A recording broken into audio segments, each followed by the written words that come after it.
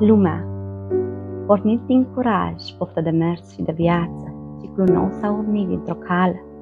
Într-o țară cu miere și pe alocuri verdeață, ceasul lumii cursa lin pe o vală. Dintr-un fix grea secundă, coborând lunguiață, a vândut curaj de a fi pentru o mară, în care ai, dacă n-ai, lumea te ține în ceață, instabil pe uitate picioare.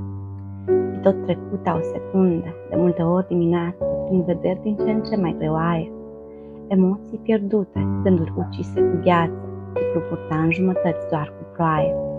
Dar cea se plimbă în pământ sau în mersul pe ață, își continuă înțelepciunea și taie, lăsând moarte în urmă, schimbând eră măreață pentru om ce în ciclu își vede războaie.